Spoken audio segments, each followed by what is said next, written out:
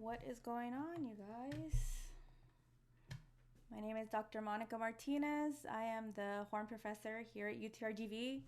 I'm excited to do a lot of playing with you guys. Hopefully you can get on the screen, but of course I understand if you cannot. But feel free to play, take notes. You can ask questions in the chat. I will try my best to look over at the chat every once in a while. And we'll go ahead and get started by doing a short warm-up because I'm hoping most of you are already somewhat warmed up, so we won't take forever, maybe 15 or so minutes. And mainly because, you know, we don't think about doing free buzzing that much, and I'm kind of one of those people in the middle. I can see the good and the bad of spending too much time maybe on doing stuff like this. So, but I do like to do it. So, if you can't free buzz, it's not a big deal. Just go ahead and go straight to the mouthpiece. But one of the things is just to buzz whatever natural pitch that comes out. So for me, this is my natural pitch. I'm not going to try for anything high or low specifically, but. And I'm also trying to start with as much of an air attack as possible. I'm not even involving any articulations right now because I want to make sure I'm starting out in a nice, relaxed way with no tension whatsoever. So I always just do that for a little bit. And then I just go over to my mouthpiece. Again, whatever pitch you guys get. And then usually I make sure I find that sweet spot, take a big breath. Again, you want to aim for a good, meaty buzz is kind of what I call it, but it's okay if there's some of that white noise, that in the background, because that's normal. You're hearing pure air, coming out, but it shouldn't just sound all white noise. Or even on the opposite end, you don't want it to sound like pure buzz either, because if anything, you're probably using too much tension and too much pressure, just trying to, like already from the beginning. So just nice and relaxed. And then we usually transfer it over to the horn. What's nice is when this is obviously in person, the whole point is you play an open harmonic, right? Usually it ends up being one of these three pitches, C, E, or G. For me, I think naturally the C wants to come out. But again, you just play natural pitch, start with just an air. If you want, you can literally just start with air. Blow some air, and then eventually see if you can create your sound.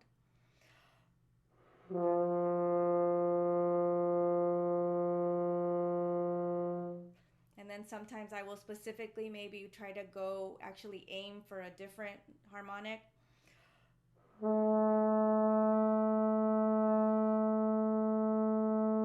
And so on. And this sounds actually really nice in person, because since everybody's playing that, open, harmonic, it just sounds like this big, really awesome chord. And then and you're starting your day with something nice and relaxed, okay? And then we move on, just to double check. Can everyone see the PDF? Just a thumbs up would work. Okay, cool. Okay, so they call them hododos, and the reason is because of the way that you're articulating them. So you're doing the first ones, the ones that have the H on them, all of those first ones you're doing with air. So essentially you're thinking ho, do, do, or if you're a toe person, that's fine. Ho, to, to. So that's how we're gonna attack these. And again, it's always just so that we're trying to minimize tension, because as horn players, we start to get that very, very early. So I'll put this on 60. We're just gonna work our way up. It says to do it on F horn. You don't necessarily have to. It's just going up by chromatics all the way up to this C here. All right, so let's try this. Flag me down at any time if there's ever any issues. Maybe I'm too loud. You're too loud, Dr. Martinez. In which I would say, too bad. All right, ready? Ho-do-dos. 1, 2, ready?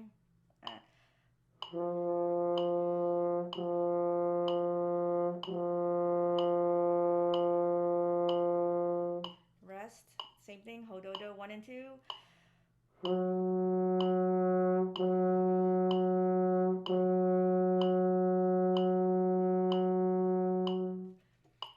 First valve, D.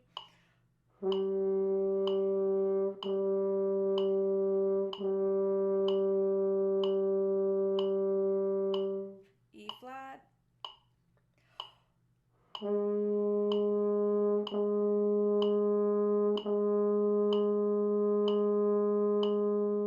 Aim for that nice sustained sound.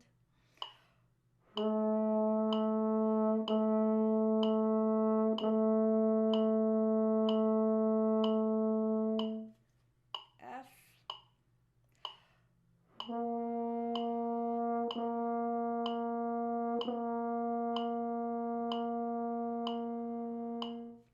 F sharp.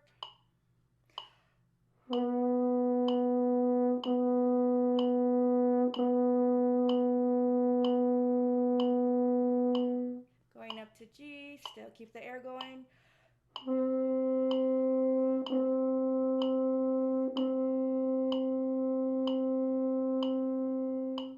A flat.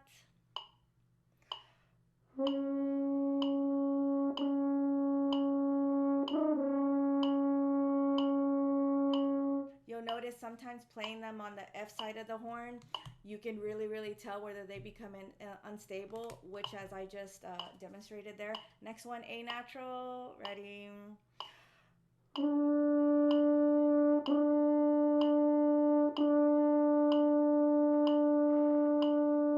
Just hold it steady, B flat, first valve.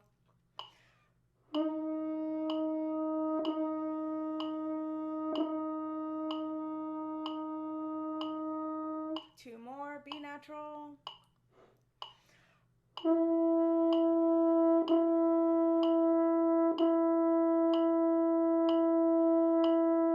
One more, open C.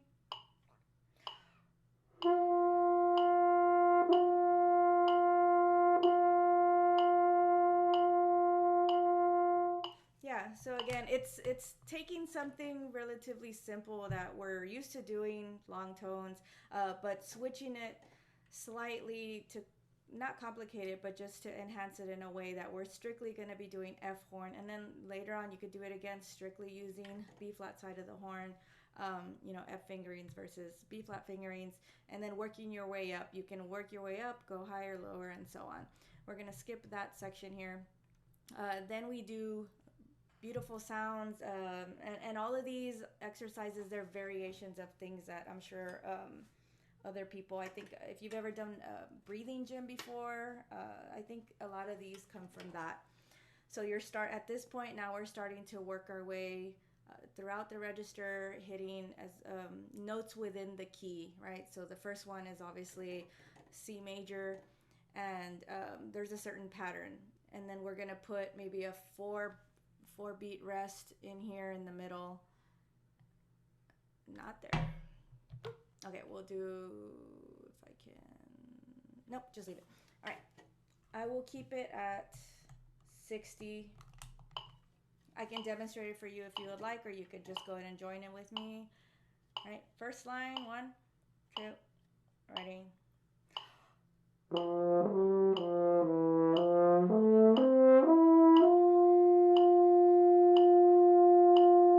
So that's the first part. And then the second part, you continue on from there. 2, ready.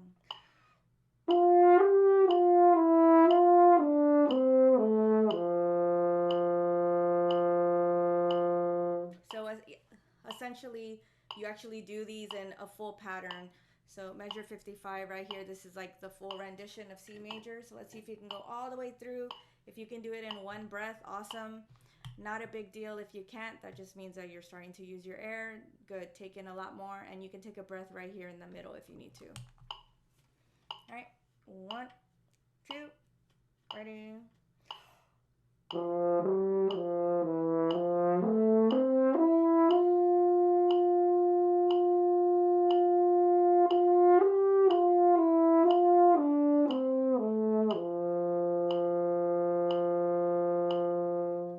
Good, and then you would keep on doing these exercises throughout all the different keys, okay? And then next we move on to some harmonic series. We'll skip this first part. You know, essentially the thing to think about is almost like you're doing like a half whistle where you're just, let me play the pitch. I don't have perfect pitch. So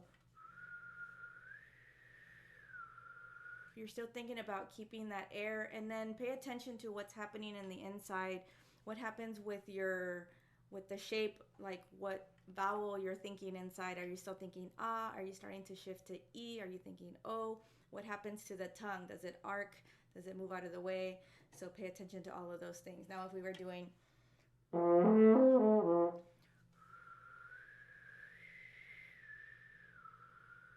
and so on, and you could do, that's like a half whistle, but you're still working on changing that shape of what's happening inside the mouth. And then you could put it on the horn, which we will skip to. And of course you could definitely extend it as much as you want to. This is just the first day of that camp, so everything is nice and relaxed and simple. All right, let's keep this one. All of these are going to be played on F horn open. All right, so you do all the movement on your face, do the work right here and with your air. Try not to shift really crazy and do all these like bumpy bumpies. Just let it naturally pop where it needs to. So 1, 2, ready.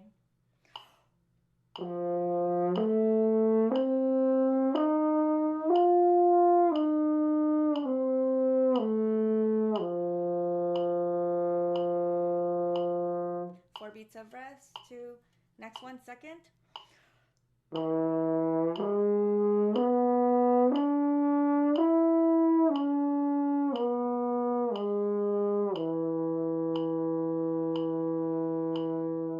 Next set, first vowel.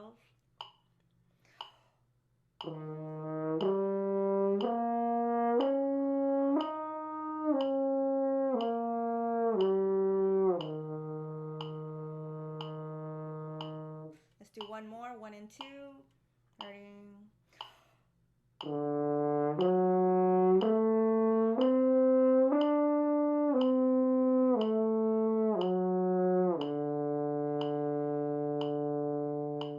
Of course, just like I said, you're more than welcome to continue, you know, as much as you want, you know, live your life. All right, keep going now. And it goes through all the patterns, eventually going all the way to 1, 2, and 3, and then it changes rhythms, right?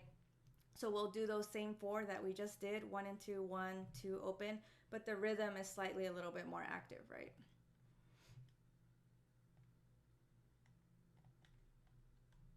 All right. So now you're thinking 8th notes.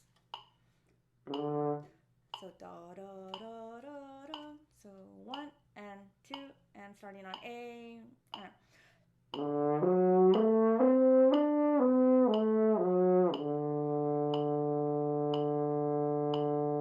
Add a rest, 2, set first valve.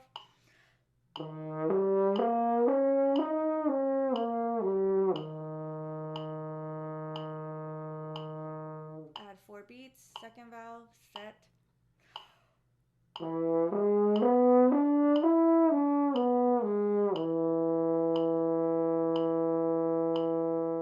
Last one, open and set.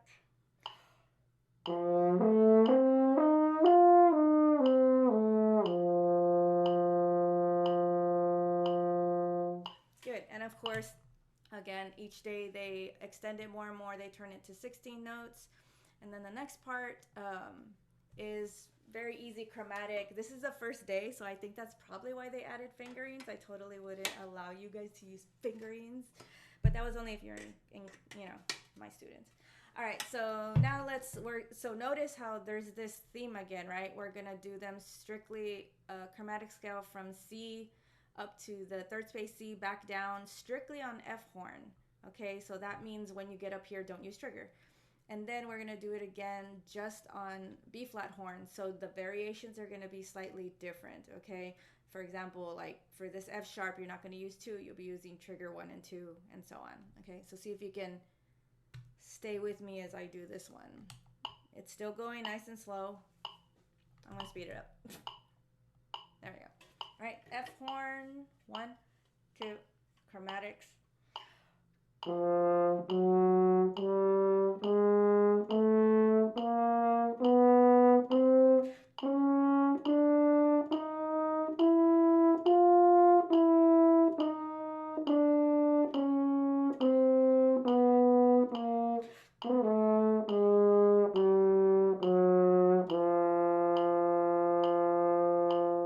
Breathe wherever you need to breathe. Again, this isn't a breathing exercise where it's all about working out patterns and making sure that our fingers are moving at the same time that the articulations are, that the tongue is. Now here, B flat fingerings. All right, so starting with trigger open, 1, 2, all down, B flat.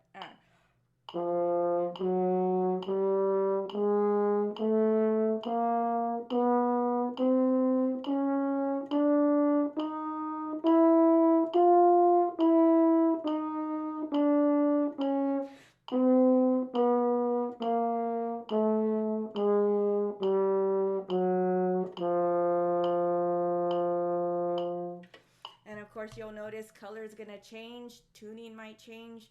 Over time, you're going to want to learn to control those things so that they're not crazy different from one another. F side and B flat side should be the same. All right, and then we'll move on to some scales. We'll do like maybe the first 3. We'll keep it at whatever tempo this is.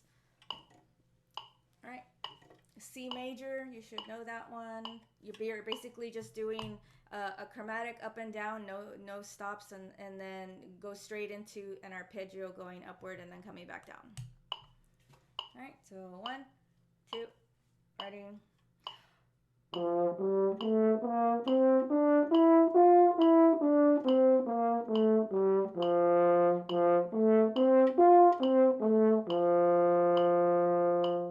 All right, next one, G major.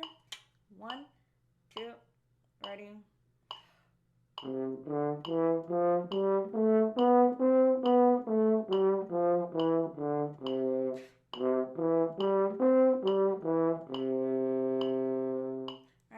major, last one with the sharps, 2, ready.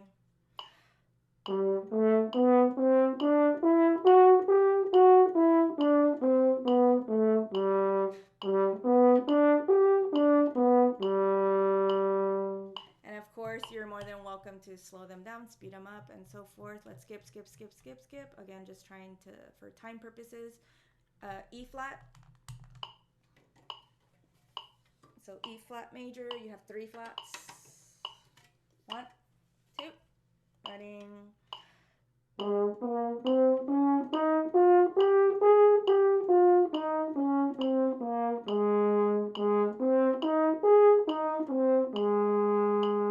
B flat major, 2, ready.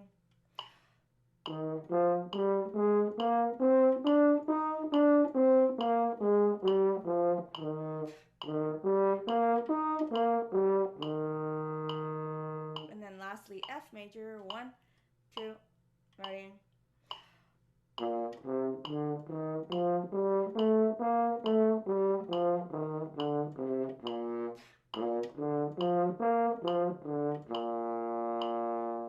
Good. And of course, they always have this, warm down. I'm going to maybe wait to do this one until at the very end when we're done, because we're warming up, so we don't need to warm down yet. All right. Any questions about warming up in general?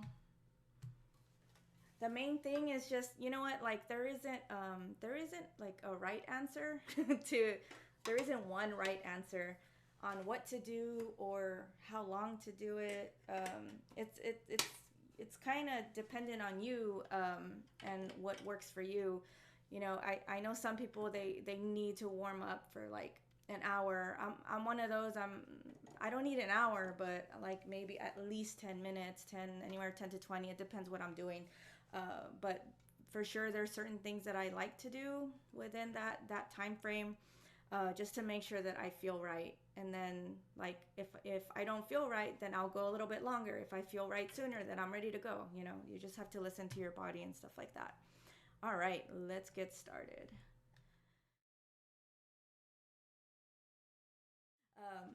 So this one, again, these are just very general practice tips. Like, for sure you want to, and when I say chunk it up, I mean just exactly what I'm saying. Like, you're going to break it up into sections. The most obvious thing is maybe like there's usually like maybe 3 big sections, and then but you can even make those even lesser, shorter section. It kind of, again, tailor everything to you. Don't get overwhelmed, right? That's the main thing. And then make sure to mark your phrases and the breath marks. I think it's very, very important to mark that, because it goes with consistency. If I make a plan and I know I'm gonna breathe in the same exact spot for this during that time in the phrase, I'm always gonna gauge my air to how long I need to go. And if I keep changing it around because I'm just guessing, then it's just a risk. Okay, there's totally people that could do that, but I don't like, when it comes to playing, I don't want to be risky. Like, I don't want to guess, I don't want to be risky. I'd rather just it's there. So that's just my recommendation, that you mark your breath marks, and then just try to be consistent. Like, some people will move them around. That's fine, but at some point you have to stop moving them around so that you're consistent about it. Certain layers of practice. This is how I see layers of practice. The first layer, and even when I judge, like, this is kind of how I rank certain things. When I'm listening, if the notes and the rhythm aren't there, like, those are number one. If the notes and the rhythm are not there, then you should not be there. Okay, pitch and rhythm is crucial. So that's something you need to pay very close attention to and spend the most time with. Hopefully, once that is out of the way, you can go to the second layer, which is making sure that all the stylistic markings, such as everything that's slurred is supposed to be slurred, everything that has accents, everything that gives it the style that it's supposed to be. So that's the next thing. You're trying to slowly turn it into music, right? And then the next layer, your dynamics. now that you have the notes and that you're playing them how they're supposed to be, can you start adding some different flavor with it, make it a little bit louder, softer, stuff like that. And then the very last thing, again, the thing I personally could care the least about is tempo. Now I don't want you to show up going da dee da da. That's, I'm gonna die. Don't do that. But when you're practicing, like, please go slow. Metronome is your best friend. It's your best friend. It's never gonna lie to you. It's gonna tell you the truth. You just have to pay attention, right? So start slow. Hello, common sense, right? And it's one of those things, if you can't play it slow, you definitely can't play it fast. You just have to be patient. I know, I work on that every day. Work in progress. All right, so here we go. This is obviously, we're gonna work it by chunks, okay? And then if anybody at any time wants to volunteer to play either of these sections or these chunks, you're more than welcome to. All right, and I'm gonna guess maybe tempo for everybody, but it's obviously, it says anywhere between 80 and 92. We can maybe take it at the 80. And let's just do maybe, and of course, be aware that yes, we do have certain things, like we have to slow down slightly, and then we have to get back in tempo. We have grace notes. I'm just highlighting things that are different, or that things that stand out. I didn't highlight this one, but there's one over here too. And then we do have a slight slowdown here. So be smart about this one. Notice how it could be a little bit tricky to do. So slow it down to what you need to make it sound pretty. Okay. And then I personally like to recommend that if you can take a big breath here so that you do not have to breathe within this time, that's the best, but it's not gonna like be the worst if you have to maybe take a breath somewhere over here or somewhere in the middle to make your way to the end. Whichever, there isn't a one right answer, right? That's just what I kind of like to do. All right, so let's try it maybe, just because I don't know everybody's tempo. Let's try a little bit slower, and we're just gonna do maybe this first little section here. Feel free to, for right now, I'm gonna keep it strict because I want you guys to see what it would be like if you were practicing, obviously. Because when you practice the first time, you keep everything straight, and then later on you add those special things, that like those stylistic things, right? So let's keep that straight, beginning to where it's at this C right here at the A tempo. All right, make sure you have your G's. So 1, 2, ready.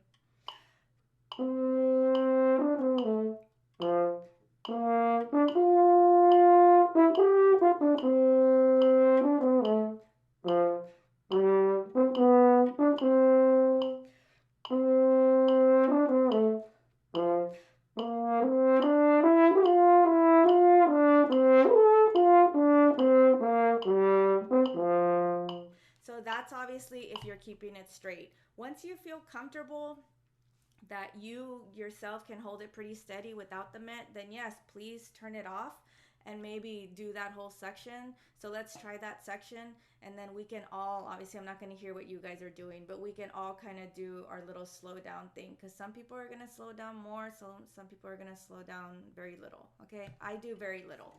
All right, beginning of that, 1 and 2 and ready.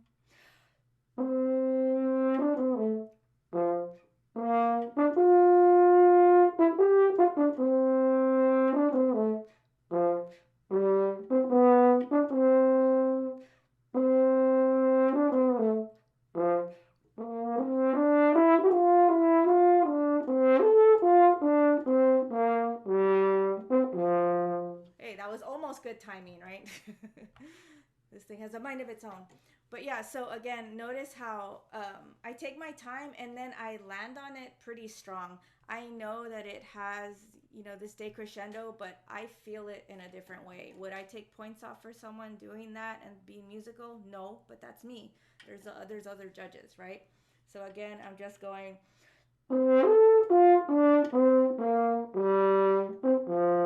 Like I'd make it sound real, and 1, and then we're back in tempo. Does that make sense? Cool. All right, next section, back with the metronome. A suggestion I like, again, I'm one of those, I'm very structured. That's because I like having a plan. I almost feel slightly frantic if I don't know what's happening. so for my fermata, for example, I'm gonna time it for maybe 2 or 3 clicks. But if I knew in advance what I wanted to do, I would totally write a 3 up here on top, or I might draw 3 little sticks or something. And I'll show you because I hear it that way. For example, I go,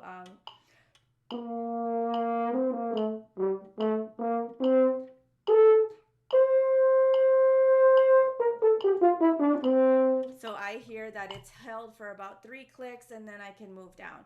You can hold it longer, you can hold it a little bit less, as long as you know what you want to do every single time and you're consistent. All right, let's start at the beginning of this and we could all play it together. I'm going to hold it for 3 clicks, all right? Let's see if we can do it all the way through, and you guys can do your own slow down here. Just ignore the met at that point. 1, 2, ready.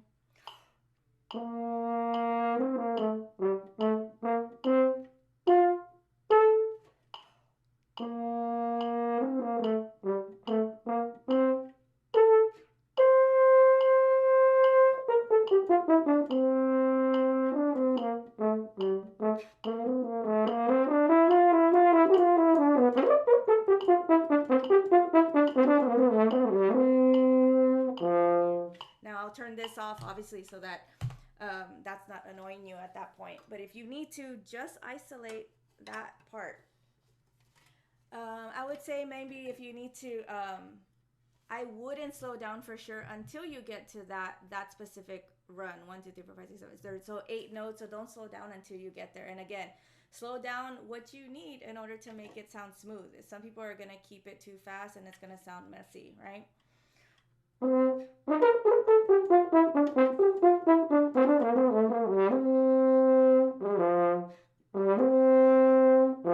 And I'm gonna want to still land on that C in a nice confident way. Okay, so let's maybe go back a little bit to this fermata, where we'll hold it for 3.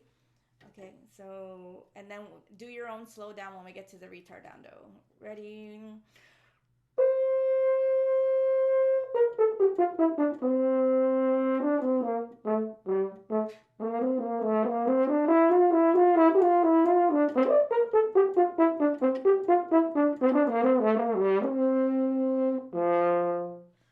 Okay, so, again, making sure you're being as much supportive with your air so that you're able to jump throughout the range. For that grace note, especially the G, I think emphasizing the lower octave just a little bit more might help to push you kind of like a diving board up to the top one. So try not to ghost it, right? And then again, just structure it in a way. Any questions about this little chunk? Nope. Awesome. All right, we'll go on to this one. Okay, this is pretty straightforward. Notice I don't really have much notes in everything. This is just one of those where pay attention to accidentals, right? Like make sure you're reading the ink and that you're catching every single one of those notes. Lots of scalar or arpeggiated type runs, right? Nothing too bad. And then the harder part of all of this is those trills, right? So you have to first realize like what kind of trills they are, because as horn players we have options, right? So you have to figure out, okay, I know I have to trill, but how do I know how to trill it, right? So usually the rule, you always like that note that you see, so this G, and then the next note in the scale of whatever key you're in. So it would be from G to A. If it's a whole step, then usually you're going to be doing a lip trill. If it's a half step, then you'll be doing a valve trill, which is why we do a lip trill on this one. G to A, that's a whole step. C to D, that's a whole step. But going from E natural to F, that's a half step, which is why we're valving that one. Okay, so these are recommendations for this G. And if you need to, play the notes first. You know it's G and A. Just a ear training, and then try F1 and 2, F side 1 and 2. And then try the 1 and 3. one option might tune a little bit differently, and one option might feel secure or less secure. So you have to pick which one is going to be the best option for you. And then the next one, play the pitches first, and then you're going to do open side F. Right? Those are the notes that you're trilling. And then E. That one's easy. That's just a valve trill, right? For that section, you're going to trill. Again, there is a slowdown, but be smart. If your trills aren't that great, you're not going to want to like stay on each trill for like an hour. Move on. And like that's all. You don't stay on them too long. If you have monster trills, go for it. I want to hear them. Like stay on them forever and I'll be happy. All right. Let's go ahead and do let's do this whole chunk. Let's see if we can get there, okay? Again, we're going slightly slower because I don't know everyone's tempo, so I'm hoping we slightly compromise. We're around 72. All right. Let's try this one. 1, 2, ready.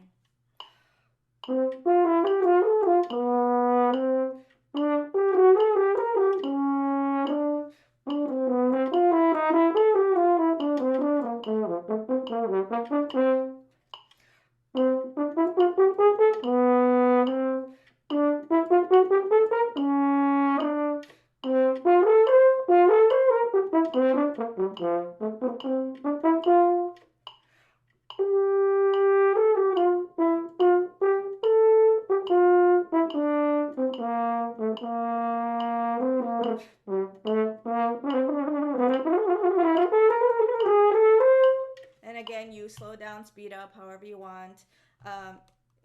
When you're ready, you might want to isolate that without the metronome, just so you don't get annoyed with the metronome. You might want to sneak in a breath if you need to. If you can't make it from here to the end of that trill, then you're gonna want to sneak in a breath, maybe before these 3 notes, or perhaps here. Again, in the end, it really, I mean, it doesn't matter so much as long as you don't cut the line so much, and you keep it musical, okay? Other than that, like it's not really a big deal if you have to break something. Just try to make, don't have so much of a break there. Just breathe quickly and go. Does anybody have any questions about those trills? All right, awesome. I know your trill sounded amazing. You guys should hear. One of the things that I wanted to say, and so every once in a while I'll put these tips here. I think it would be important to emphasize like those half step motions, especially in this measure. Notice how you're going like da ba da da da da da dum. Like that sounds like something that you really want to bring out. So it's okay to totally go after those and not make it sound so boring. Because if you also notice, there's like no there's no kind of like dynamics really written here. So it's one of those things like follow the line. If you especially like da da da da da da da, it's a natural thing that as horn players we're gonna want to crescendo slightly. That's fine as long as what you're doing is subtle, because again it's not written on there, so you don't want to go crazy and play everything like blastissimo or stuff like that. See if we can just do this whole chunk. The main thing is that even though you have a lot of these eighth rests everywhere, you don't necessarily have to breathe at all of them. And I probably wouldn't, because at some point you're going to be like you're going to pass out maybe. So like for a lot of those, you just need to pause. Like, let me see if I could I'm just trying to get the tempo. Okay. I'm going to start maybe at that, I'll just start at the beginning. See if I can figure out where I breathe, right?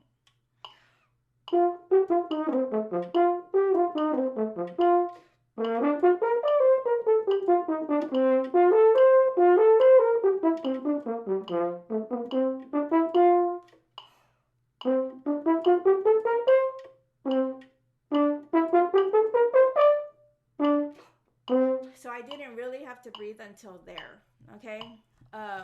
Because I'm able to still hold and sustain in a way. I'm still trying to be staccato and just pausing, right? And then when I actually do need a breath because of I'm looking ahead of what's coming up next, then yeah, I'm gonna want to breathe here. But again, so whichever one you actually do want to breathe in, just make a marking, put a check mark. Maybe if you need to, you don't necessarily have to, but put an X over the ones that you don't plan to actually do. All right, let's go ahead and do this one together. I'll try to pay better attention to the stylistic markings. I think I articulated those first ones. All right, 1, 2, 3.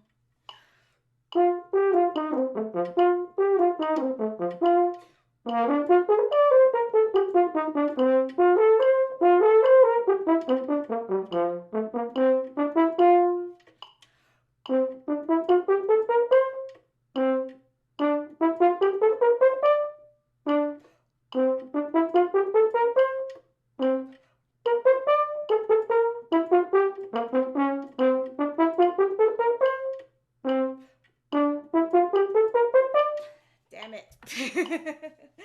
Let's start on that A, 1, 2, A scale, ready, and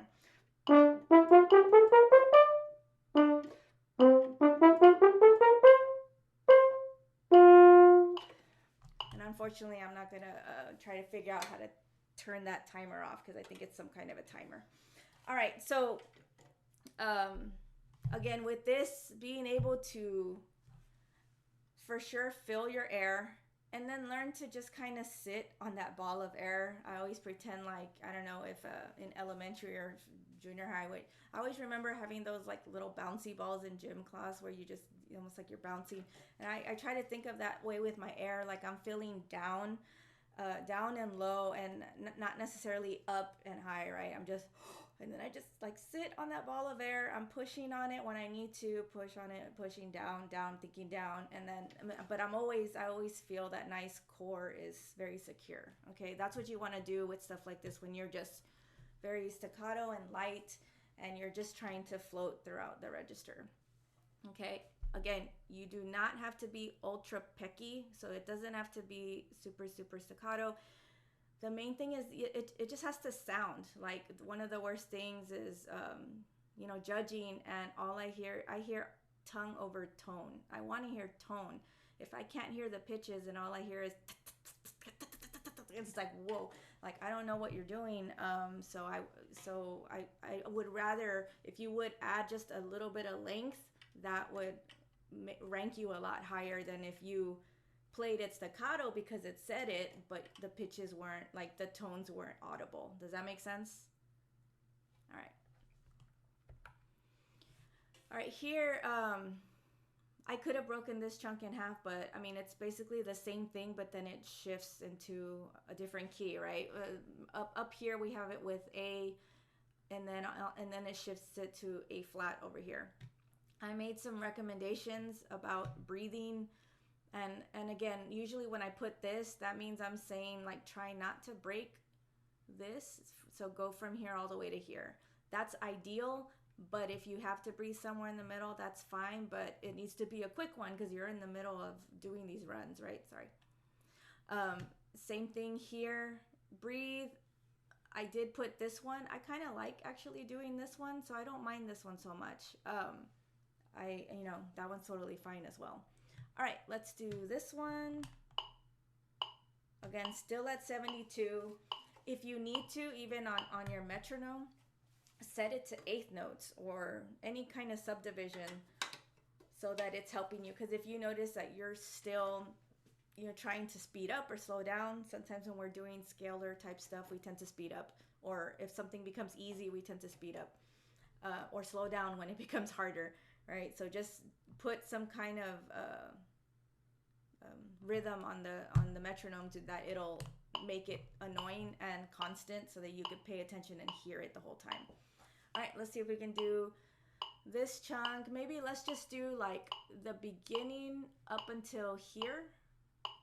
Like we'll stop before it turns into the A flat. Okay. All right, let's try that. So 1, 2, ready.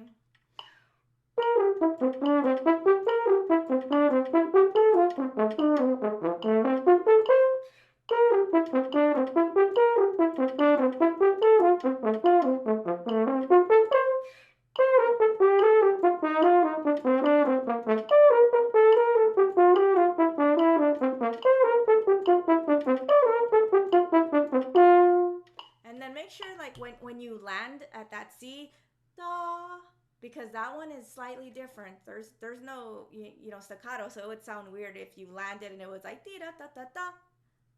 Like you want to hear it extended a little bit more. So if you need to write a line on top of it or something to let you know that, oh, that's a point to relax, you can finally relax. Da. Okay, here we go again. You know. All right, and again, making note of all of the stylistic markings, especially here, right? It's a pretty straightforward pattern in the beginning. We have the slur 2, tongue 2, constant. But then all of a sudden we have slur 2, tongue 1, slur 3, so it totally changes. So just make sure that you take the time to go slower and that you realize what is actually being slurred and articulated, because if you play it a different way, they're gonna clock you for that. Okay. And then again, you sit on that ball of air here if you can do it in one breath and do that final push towards the end. All right, let's go ahead and start here now. At least here, luckily, you do have a chance to breathe right there in the middle. And again, I would recommend this one if you needed to breathe, okay? All right, let's start here on this F. And then move my metronome, move this. All right, so 1, 2, ready.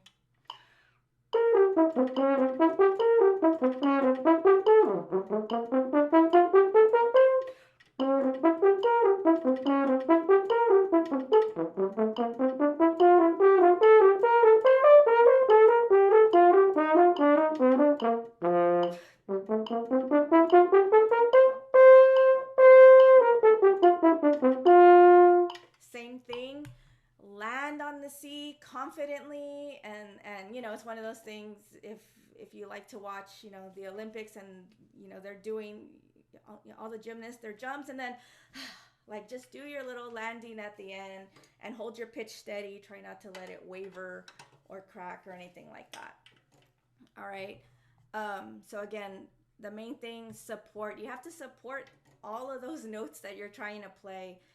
If you can make sure your air is spinning the whole time, then that's one less thing to worry about, and you could just focus here. Okay.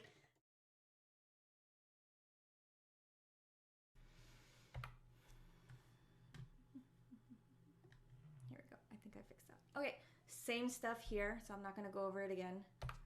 It's going to haunt you forever, or at least for the next 2 weeks if you keep watching. Tempo, yay, tempo kind of stayed the same, so we'll go ahead and keep this tempo. I would actually maybe recommend setting it to eighth notes rather than the dotted.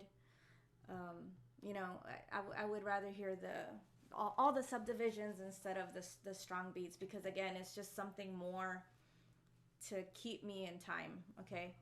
And for the most part, this one stays. Let me double check, look ahead. For the most part, this one it has no kind of retardandos until you get to the ad-lib section. And then you could basically play what's in your heart, and then eventually going back to 23 where you're in tempo again, right? All right. But let's see, what would 80? So this is 80, okay? And it's funny, so I always tell people in the end, like, what your goal tempo is gonna be, because sometimes we don't know, or some people, they're like, no, I'm going 90. It's like, okay, have fun. It's just one of those things, like, always look at whatever the hardest lick is that you have. Like, you can only go as fast as you can take that lick, okay? So if, you know, one of these is the hardest thing, or this is the hardest thing because of range, like, you can only end up going that fast, okay? So base it off of what your hardest lick is. Are you guys okay with going 80, or you want to stick with the 72? Little minor change. Doesn't matter? Okay. Very quickly, helpful hints. Again, subdivision. Oh my God, I'll say that all the time. Aim for clarity, especially where it starts to get really, really active, because of course everyone's gonna do really well in this, right? And then you know, all the judges like, well, let's see what happens when we get to the active stuff. Make sure everything is as clear as it can be. Try not to ghost any notes. They're all speaking.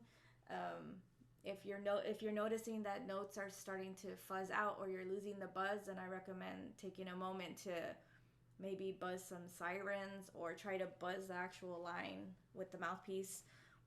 So just so that you can see, because if you notice that the buzz keeps stopping, then that's probably something to do with your embouchure, and you're probably shifting not in a steady way, because these are just very steady rising and falling lines. So you should just be keeping that steady change in the embouchure throughout. All right, let's try. Yeah, let's see if we can do this whole chunk here. All right, I'm at 72.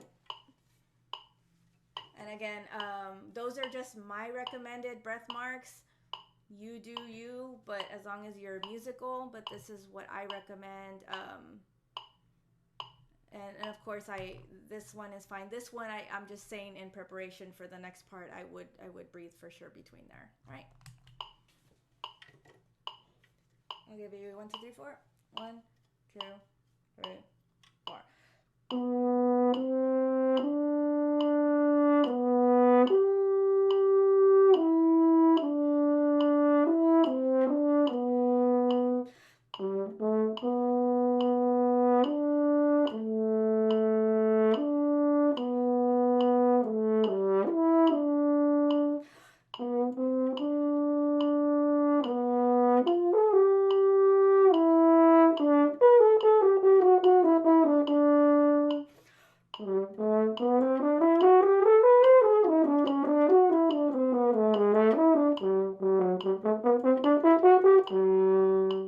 Same thing when you're landing. Make it a point to be like duh. So don't cut off that last one just because you landed on it. Okay, I realize that this is the most active. This might be a trouble. This line and this line might be trouble spots, only because yes, the first half is fine because it's pretty much a scalar line, and then you have an arpeggio going downwards, so you need to make sure you're not shifting too much. It's still very gradual, and then again we have slight leaps and then going back downward. So let's try this maybe a little bit. Add the subdivisions if you need to, just to make sure you're really paying attention that you're moving on time, and then you can put it back on the strong beats to help you. Okay, does that make sense for everybody?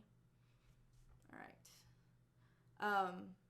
And just in general, because I think especially when you have something more active, notice how I put on the helpful tips for the clarity. Like, there's gonna be an issue where maybe your tongue is not synchronized with the way that your fingers are moving, and it's gonna sound very blippy or messy. So making sure to take a moment, even if you had to memorize like this small little part, and look at your fingers as you're playing, just to make sure that the timing of everything is right, because that is a common problem as well, especially for people that tend to go on the faster side. Okay, nothing wrong with going faster, but just make sure everything's lined up. All right, here, very similar to what we had prior. You're gonna make sure everything is nice and synced up here, as far as the changing of the valves and the fact that you're going up in a scalar and then arpeggiated motion going downward. Here, try to think of it more as it's just one big flow all the way to the bottom A. Okay, the upper A is not the end of that. Okay, it's the bottom A. So make sure that you keep pushing through and past the upper note, because that'll make it sound more as a phrase and a lot more musical than if you were just to like go hammering towards that A. All right, let's try. I put it back at 72. Let's see if we can do this line, and then we'll talk about it if we need to. Checking the time. All right, we're good. All right. 1, 2, writing.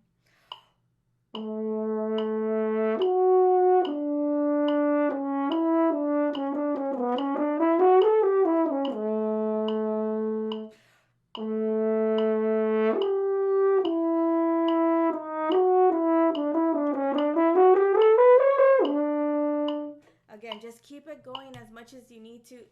If I were you, if you need to. Like even just practicing like that flow of going, yeah, like continuing. That's why I tried to put that arrow. And if you need to, turn off the Met and just see if you can do it in a nice, the embouchure is moving in a very gradual way.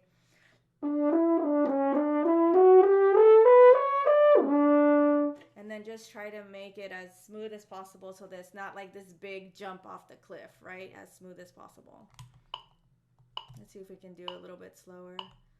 And we'll put it back up to 72. Right now we're at 63. Just that line. 1, 2, ready.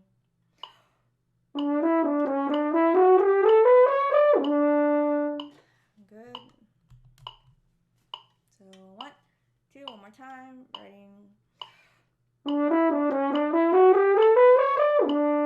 Again, you got to keep the buzz constant. If you're thinking too much about like placing each note and shifting, then you're like there's gonna be like too much motion. But if you're just thinking, that's so much cleaner and better, and you're working, you don't have to work that hard. You know, if you're keeping the embouchure very steady, you don't have to work that hard. Okay. Let me do one thing. Any questions about this chunk? No? All right. Thanks, Taylor. I appreciate the nods. All right, 13. Again, it's just about like the flow. Like, can you make it flow and just allow the embouchure to freely do what it needs to do, and you're just creating this nice fluid motion with your fingers and not purposely trying to place everything. You know, it should just be like a big buzzing siren exercise.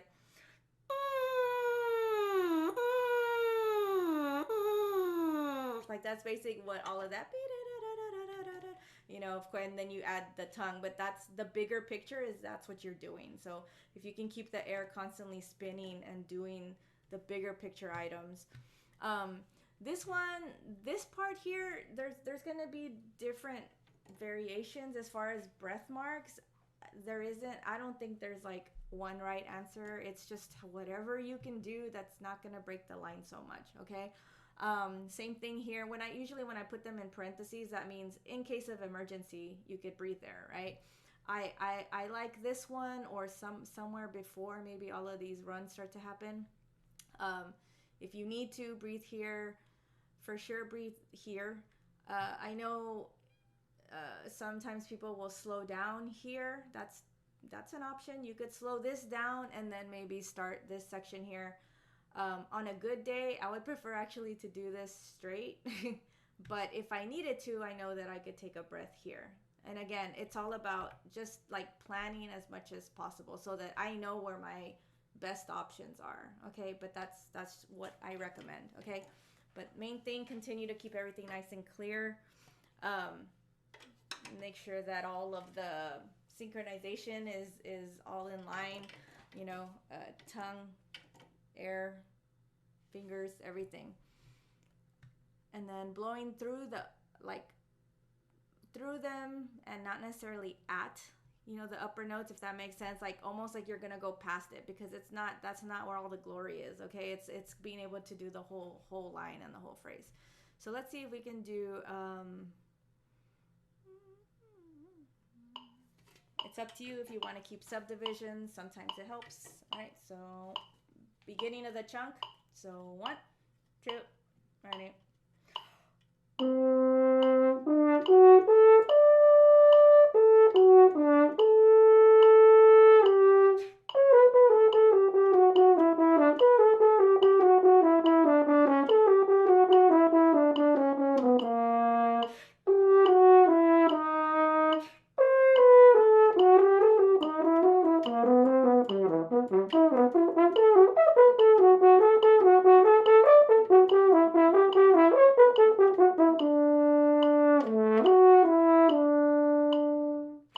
Yeah, and of course, like me, I totally need to spend way more time on this section here because I don't think that sounded good. But you guys should do that too.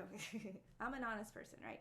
Dun, dun, dun, dun, dun, dun, dun. I think part of that is I would recommend doing alternate fingerings because that might be cleaner instead of having to shift and you're trying to do all these different things. But yeah, so again, making sure that you're keeping the embouchure very gradual. You shouldn't have to be doing much crazy shifting around. And then the other thing, the last thing I was thinking as I was playing, then I forgot. Okay, but I remember. Okay, I know that it says forte. I know that it says double forte, but you play to your strength. Okay, if you can play louder and it's not gonna mess up the flow and the clarity, go for it. You do you. But if you know that by playing it louder that it's causing more of a problem, then just back off. Like the amount of points that'll be taken off for that is way less than if you were to gun it at double F and then it's just a mess the whole time. Does that make sense? Like, you just gotta be smart. You guys are smart. You just have to do what's best for your playing skills at this moment, okay? At that moment when you're about to play, okay?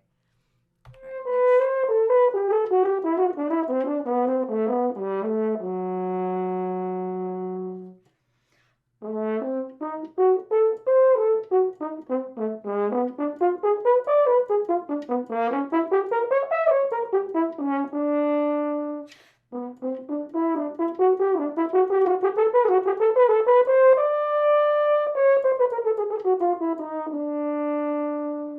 So that's just how I see it, but you could totally breathe after this if you wanted to. I just didn't really feel like holding the A too long. I think it's just like a passerby, and then the end of the actual phrase is over here. You know what I mean? But that's a personal decision.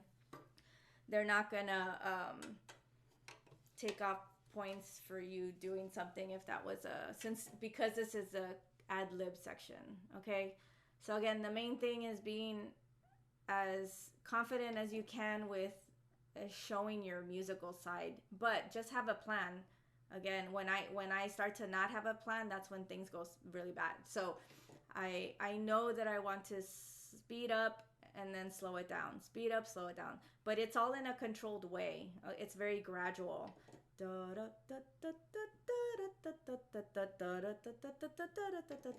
then I've kind of reached my tempo, and then I slow down slightly.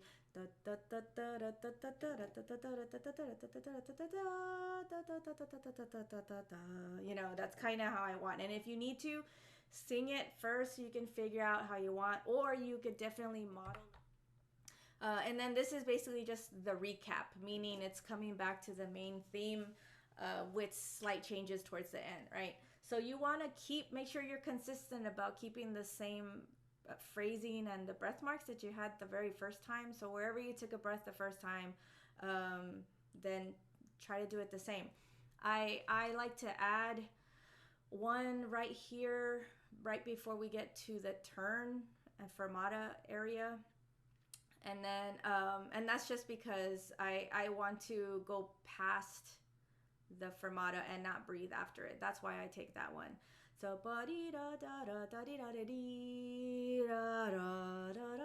so that's why I do not breathe there. Again, you can breathe somewhere else as long as you keep it musical and we understand what you're trying to do.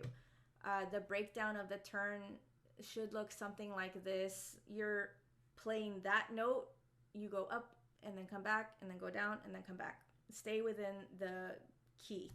That's why the F sharp is there. So we can do this one together, and then we'll talk about the turn when we get there. Right, back at 72. You guys can play how you approach that turn. Let's do the whole section actually. 1, 2, 3. All right.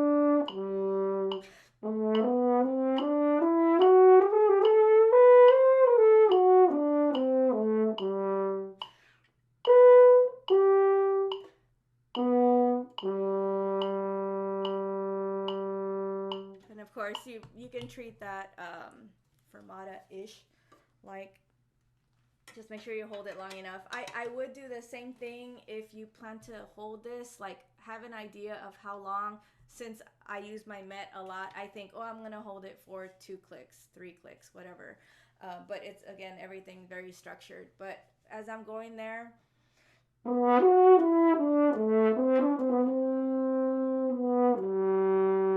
then I keep going, right? So you don't have to hold it forever, but I like to not breathe there, so that's why I don't hold it forever. You can hold it longer, totally take a break, but I personally don't like it because I feel like you're messing with the resolution that's going dee-da. So that's why I choose not to break that. These breath marks, again, you don't have to take these. You could easily omit this first one and then just do this one, especially if you're going faster, because that makes more sense. Like, you don't have to breathe as much if you're going faster. So if you were going faster, I would say omit the first one, take this one, take this one. Of course, you're going to breathe here. If you're going faster, you might not even need this breath here. Okay, so lots of variations depending on what tempo you guys are actually going. Okay, because this is the lyrical one, even when you have staccatos, they're still on the longer side. Da, da, da, da, da. Don't make anything pecky, because this is supposed to be the slow lyrical piece, right? Any questions on this one? Okay. All right. So again, breath marks, depending on tempo, you probably don't need those in red. I don't think I take them, but if you were gonna breathe, that's a place to do it, because it makes sense. It's a pickup to the next little bit, right? But you can totally just kind of zoom by it. Da, da, dum, dum, dum, dum. You can totally do that. So these are suggested. Quicker at the recommended tempo. I believe it would be around here. This is if you were around the 180 factor. So 1, 2, 3.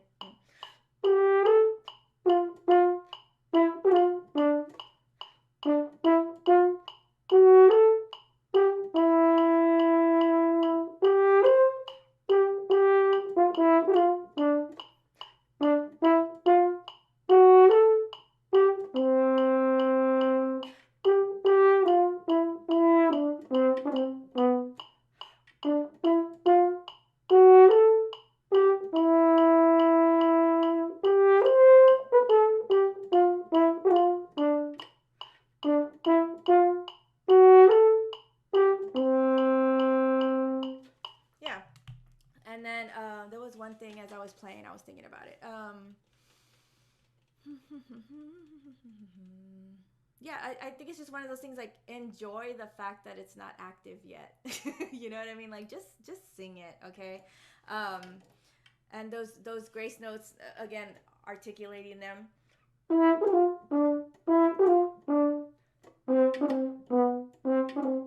Like, as you still just need to make sure that we hear the note, right? Moving on to next section, starts to become more active. So if we go back down to the 120 was the first option, right? So now we have 16 note runs. Anytime you have an upward leap like this, always push off of the prep note, because that's going to help secure the upper note. If you approach the upper note with a weak, prep, then it's risky, okay? But sometimes by elongating or stressing, it's like a diving board. If you have a weak jump, like, what might come out afterwards is not going to be that great. But if you support it, then it might end up a lot better. All right, let's try here. Remember, we do have now a set of 3.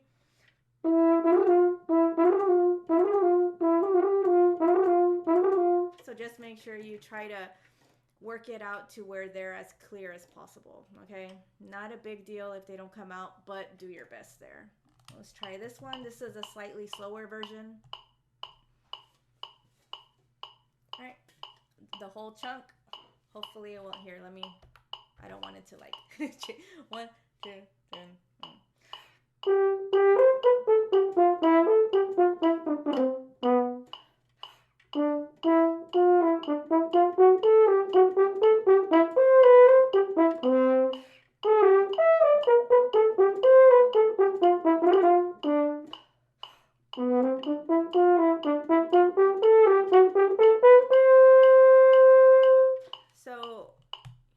I think I finally remembered what I wanted to say before. You don't necessarily have to breathe at all of the eighth notes. Specifically, you know, over here, you don't necessarily have to breathe in all of those. And if anything, I like to time out my outtake of air as well as my intake, and it's always in time. So for instance, I'm going like dun dun dun dun dun dun dun dun dun dun. So even my outtake is timed. Dun dun dun dun. So that's that way, because it's a different story when you're nervous and stuff like that, and you might be shaky or whatever. So the more calm you can be and structured about how you breathe, the better your body's going to react to that. So if you take in a frantic breath, what's going to come out is probably going to be really frantic. So try to keep everything nice and relaxed. All right, now we're going to do this section. 1, 2, 3. Oh, that was my fault. Damn it. Sorry. 1, 2, 3.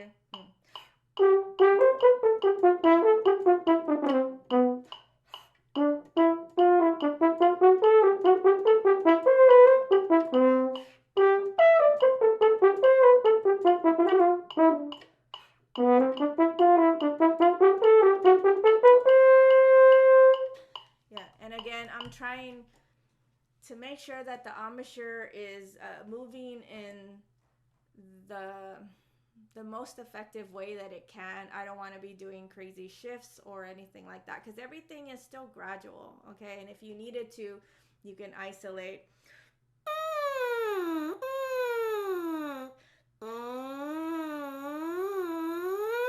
Like it's all still a big siren, okay? So because sometimes you'll notice like it's still really fluffy, you know, maybe you're not happy about the articulations that you're having, so it sounds really fluffy, really pecky.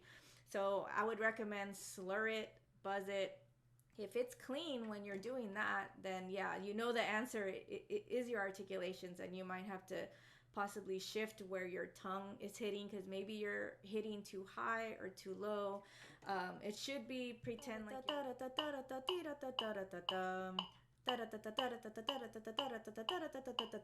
so if I was so like at this point, because if you notice on my tips,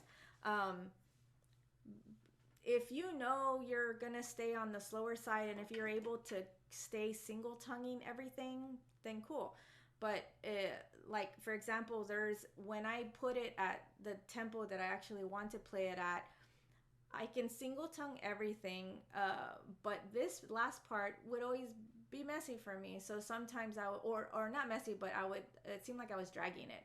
So I felt like for this scalar run downward that I would switch it to double tongue. So if you're able to switch fluently between single tongue and double tongue technique, then do that. But don't do it if that's not something that you're used to. If that is something you're gonna do, then even when you're going slower, do it at the double tongue technique, because the back of your tongue has to get used to using that K or G part. It depends how you want to think about it, because that's the weak part. So you know, we need to be able to hear that. All right, let's try 120. Nope. Okay, 1, 2, 3.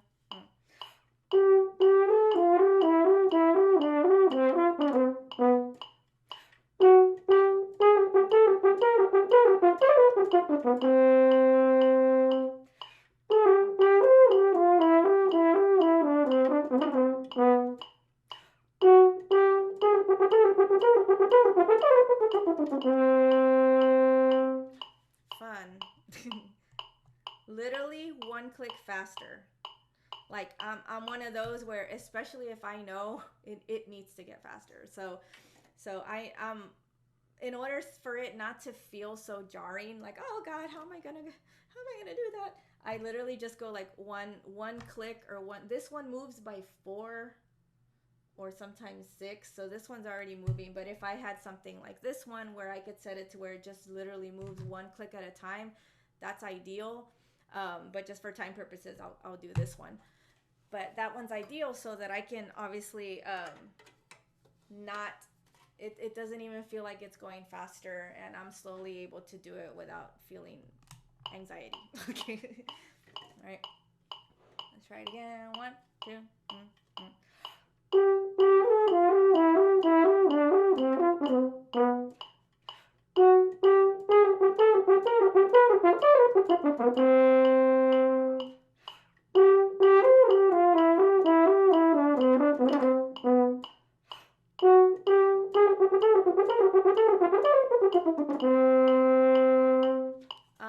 One of the other things is, and if you need to break this apart, okay, I know when I was first looking at this, I maybe just did the triplet part, because I still wanted to feel like dum dum dum, like that measure is just a filler, even though it's a very active filler. But I wanted to make sure that the flow still seemed like it was landing at this G.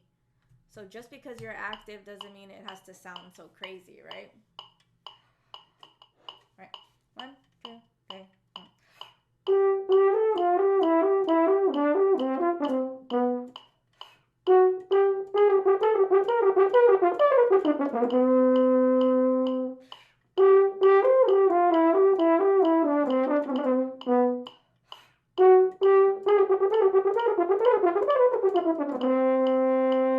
And again, if you need to, I would maybe go turn that off. I'm still trying, if I'm gonna double that, I'm doing a double technique in here, but I'm going slower.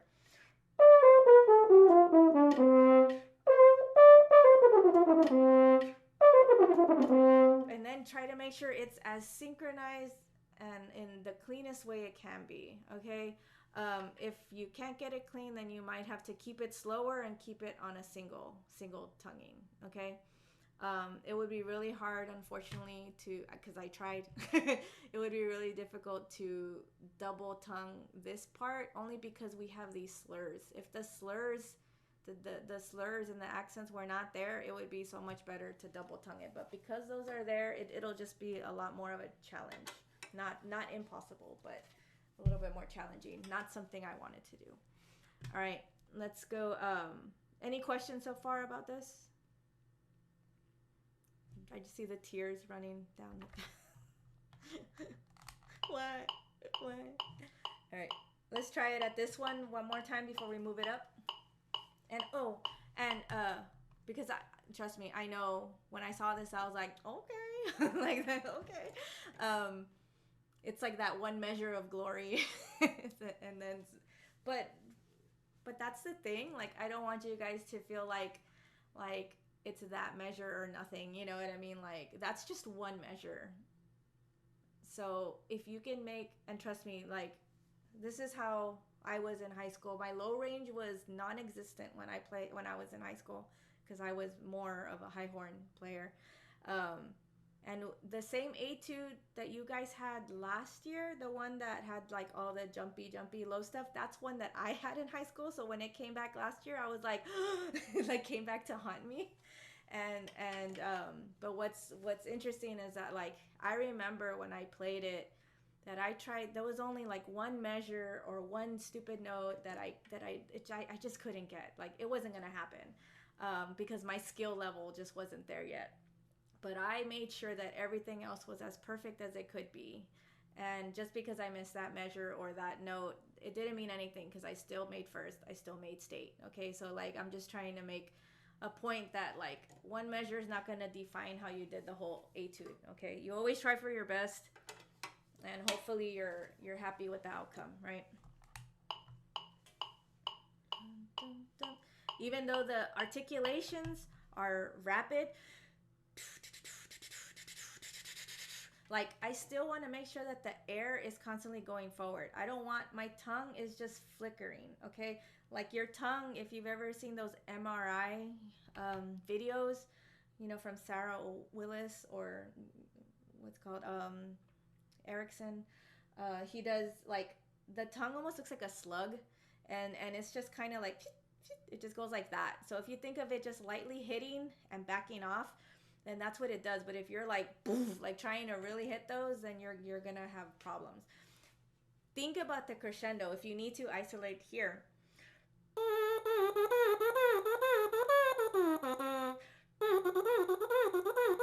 like the air is still there, but if you're hearing a lot of stuff like that, then you're causing tension here. You're blocking the tongue in the inside, and but it like as fast as you can while still keeping the buzz and the airflow moving forward. All right, let's try that one more time. All of it. We're about at 132 subdivisions. So 1, 2,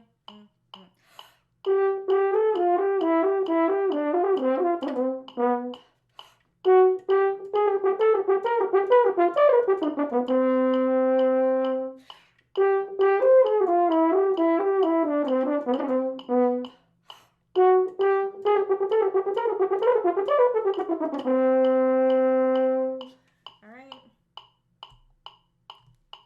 Okay, so about 5 clicks faster, 6 clicks faster. 1, 2, 3.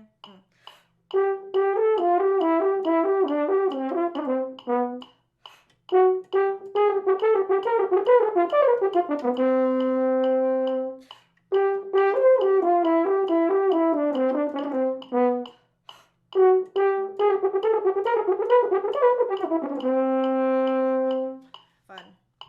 All right, this would be like the max that I personally would want to go. This is about this would put you at the 80, I believe. All right, 1, 2, 3.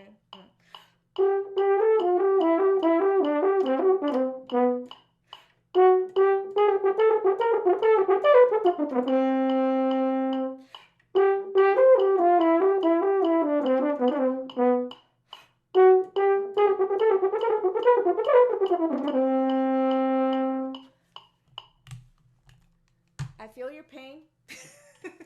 I feel the pain. Trust me, I feel the pain. But in the end, you just have to have fun. And again, it's just a measure. I always tell my students, especially, a lot of people have performance anxiety issues, so we tackle that very early on. And I always say, like, as long as you do what you're supposed to be doing during the prep part of this process, and being able to switch. I think it's important for you to be able to switch in your mind, like, I'm practicing, I'm in practice mode right now. So you're taking your time, you're using your MET, you're isolating, chunking stuff up, slow it down, speed it up, slow it down. And then when you're done with the practicing part, take a moment, take a break, and then take a moment to switch to performance mode. And in that case, I'm like, okay, I'm putting myself in that situation that I'm going to pretend like they just called my letter, whatever. I know I'm sitting in the ready chair, and I try to get in the zone because it's different. Now I'm in performance mode. That means I don't use the MET because I wouldn't in performance, and I'm just going to go from beginning to end of the section that I practiced, right? I'm going to perform. And at that point, it has to be one of those things where you tell yourself, like, it is what it is, and I've done everything that I could, and I'm happy with that. That's important that you add that last part. I've done everything that I could, and I'm happy with that. And now I'm just going to go up there, and I'm going to have fun, and I'm going to just play this because that's why I play my horn. I have fun. Because if you lose that, that's a sad thing. So making sure that you're able to maintain that the whole way. Okay? So just keep it, again, the embouchure is just going, so everything should be nice and steady, and let the fingers, but keep calm, because if the moment you get too tense, you're going to start hard hitting, and it's going to be messy and loud. All right, so faster end, and 1, 2, 3,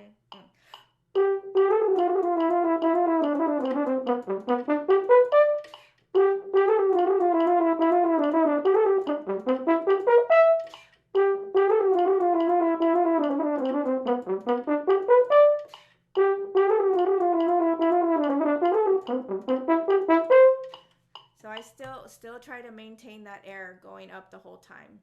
Okay, does that make sense for this part? Of course, I would isolate even more if you're barely starting to look at these, or you haven't been looking at them that long. when I first I'm first looking at something, I'm just doing like small cuts at a time. Like in this case, I would just do the first triplet run, and then maybe the arpeggio, next triplet, arpeggio, and so forth. Keep it. We'll do it back at the slower option. All right. Same thing as we did before. Really rely on lengthening the prep note to help you with the B natural, because I know that might be an issue. So give it the support that it needs so that it's not just like you're trying ultra hard. You shouldn't have to try so hard. If you're trying too hard, then something's probably wrong. Okay, so and then you need to analyze that. So, all right, let's try this one. So slower end. Hopefully, please don't. All right, 1, 2, 3.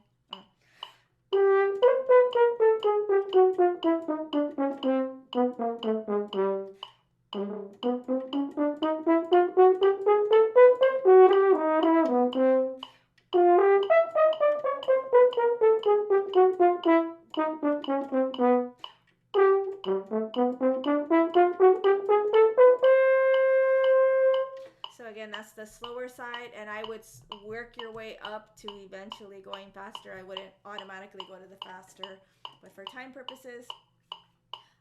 And then on the tips, make sure everything speaks, so no ghosting. Sometimes you'll notice, and when I say that, that means like you're doing everything right here, and your tongue is moving, but maybe the buzzing just might have stopped for like one or several of those notes, and then it sounds like there's like a ghosted pitch. It's not quite audible, but so like that's what I mean by ghosting. Try to make everything as audible as possible, that there's buzzing happening the whole time. All right, faster end, so goal tempo. All right, 1 and 2.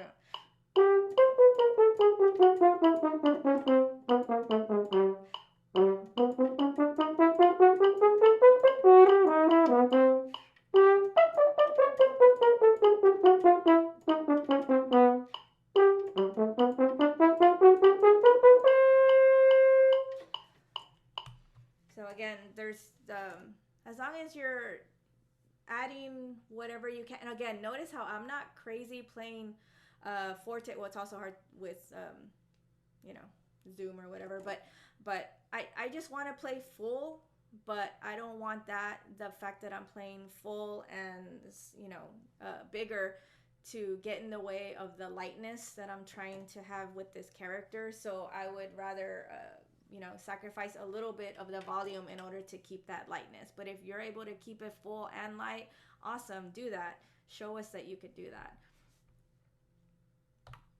All right, and then closing section, you could totally even break this apart more just for time purposes. I figured I would put it together, and hopefully you did get the notes about the change, one of the note, and I already changed it here, which is why you can't see it, but basically like each of these sets should be a repeat of the one before. So you have G, D, B, and then here we have F sharp, D, C, and then here for some reason it had something else. So now these two you're returning to that C, right? Da, da, da, da, da, da, da, da. So 1, 2,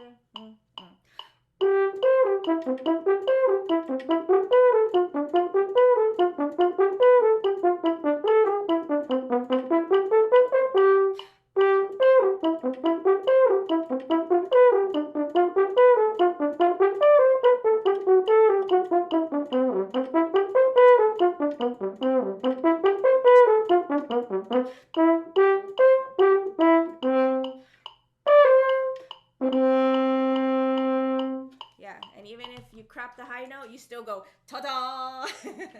Like you always make sure you do, and you're always happy with it.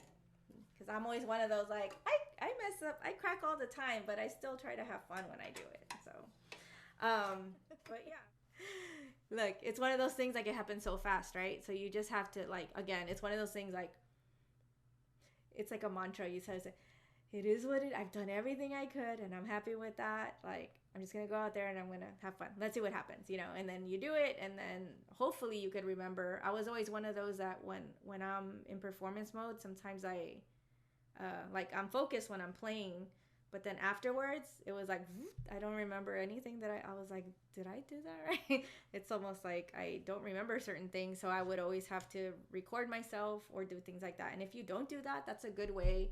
I still do that. I record myself during my practice sessions and my performance mode sections, because I want to be able to go back and to see and to listen exactly like what it was, because sometimes I'll be like, oh my God, I had no idea that I was doing that, or that still sounds like it needs work, or hey, that I've been stressing out about that and it actually sounds pretty good. So you can kind of gauge where you really have to focus your upcoming practice on, just so that you're not like up to practice everything, because maybe you don't really have to focus too much on certain things, and you could just really focus on those parts that need the most work. Does that make sense? All right. All right. Well, thanks for being here. I will send that email out. If not today, for sure tomorrow. And then you guys can let me know if you have any questions, or if you would like a free lesson. I'm always available to do that as well. And it could be in person or through Zoom. I'm flexible. So just reach out to me. All right. Okay. Bye, guys. Thank you.